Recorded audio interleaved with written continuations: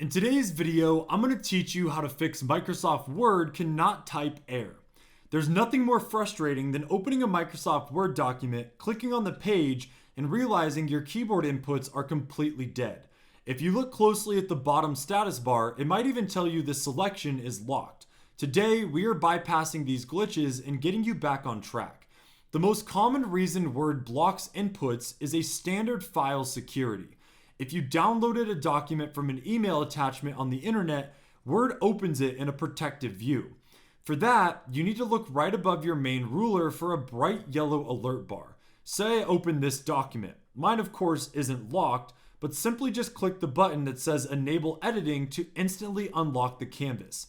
I'm not really sure where it's supposed to be, maybe on the top right somewhere, so you can just find it easily. And if there is no yellow bar, you can click on the file in the top left right here, and go down to the accounts in this section.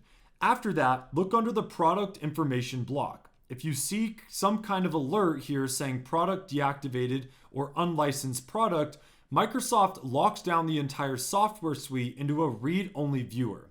You will need to sign out and log back into your active Microsoft 365 account to clear out this activation freeze.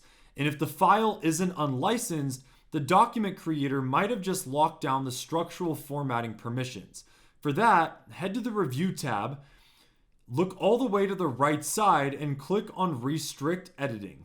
A vertical panel will pop up on the right side, and look at the absolute bottom of that side panel and click the button that says Stop Protection. If a background instance of Word is glitched and causing the lock, you can just close out your process fully.